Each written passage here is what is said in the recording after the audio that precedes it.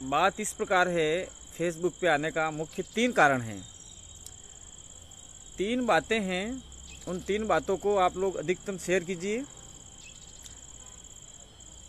सबसे पहली घटना है जालोर की कुपड़ा थाने की है। अभी देश भर में आदिवासियों के साथ में शोषण, अत्याचार और हत्या जैसा कुकृत्य अनवरत जारी है। अभी हमने कान्हा भील का देखा, जो नीमच के अंदर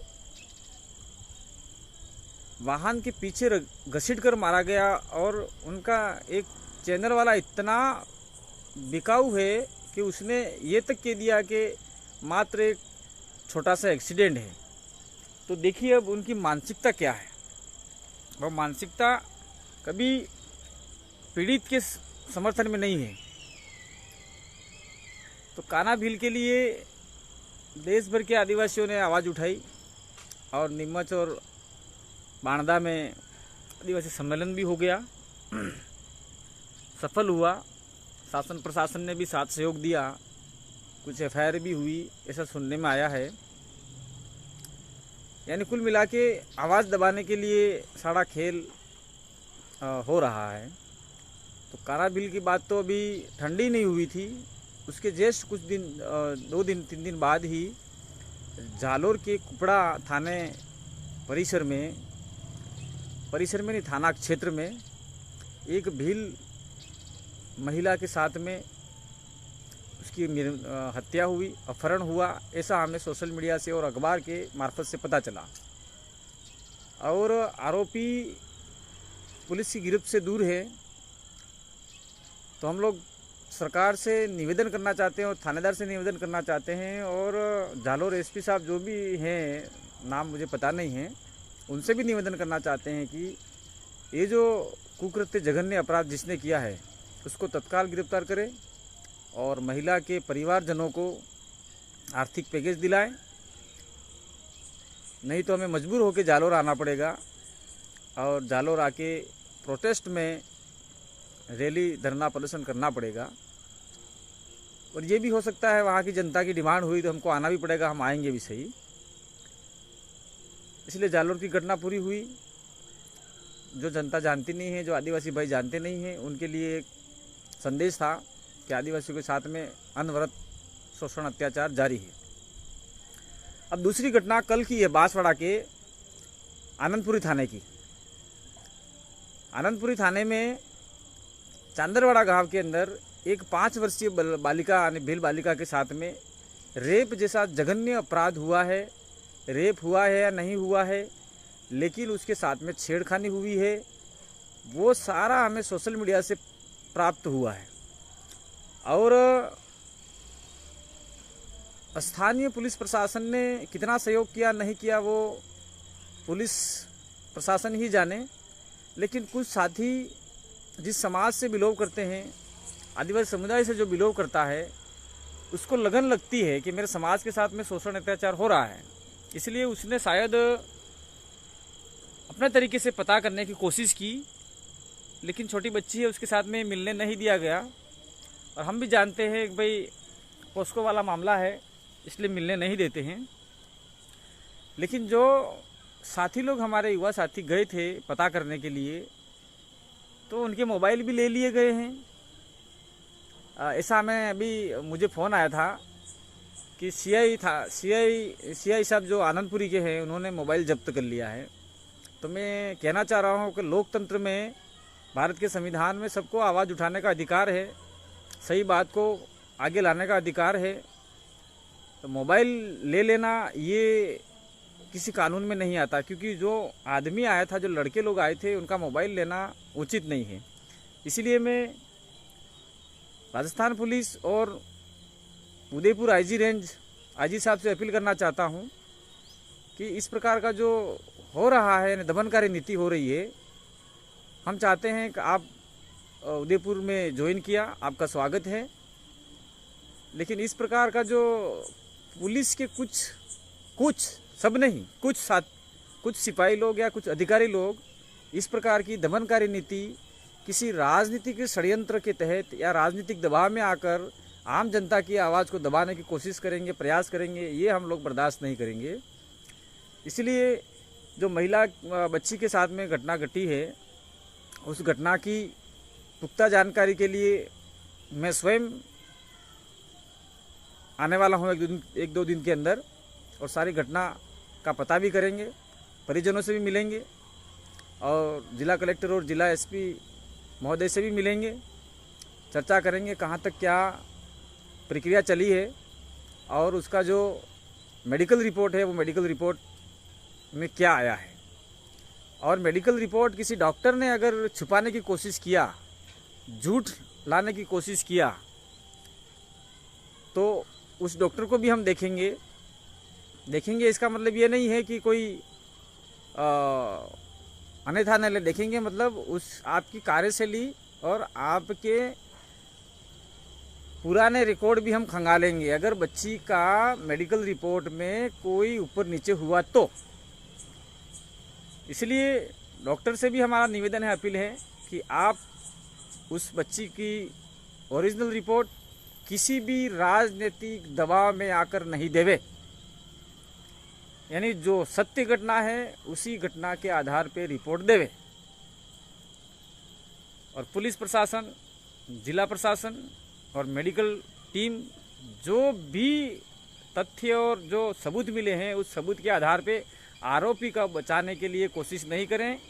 राजनीति तो होती रहेगी, लेकिन मानवता शर्मसार हुई है।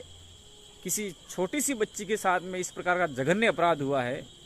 इस अपराध के लिए सभी को साथ सहयोग देना है, आम जनता को भी देना है, सरकार को भी देना है, पुलिस प्रशासन को भी देना है, जिला प्रशासन को भी देना है और मेडिकल टीम को भी देना है। ये मेरा एक संदेश था।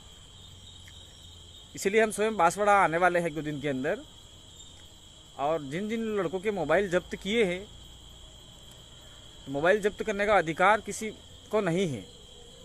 जब वो बच्चा किसी चीज़ को लेके पूछताछ कर रहा है तो उसके साथ में बर्बरता या इस प्रकार का मोबाइल छीनने का प्रयास कतई नहीं करें।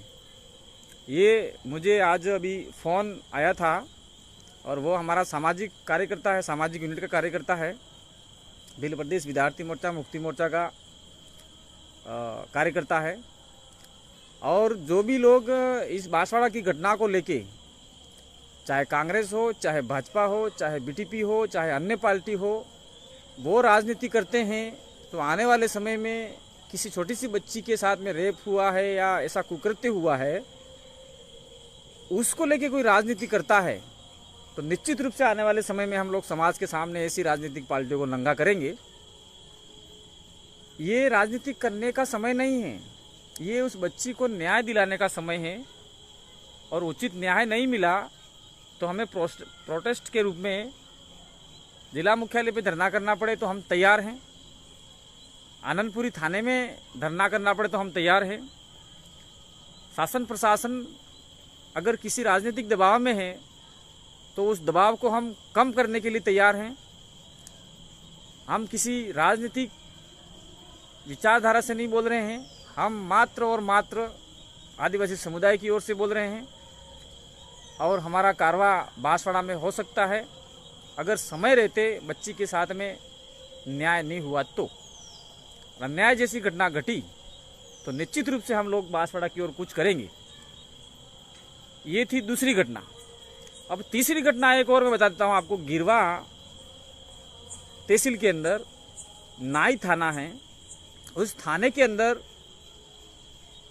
कुछ लड़के लोग आपसी व्हाट्सएप द्वारा तू में हो गई और गाली गलौज तक आ गए थे।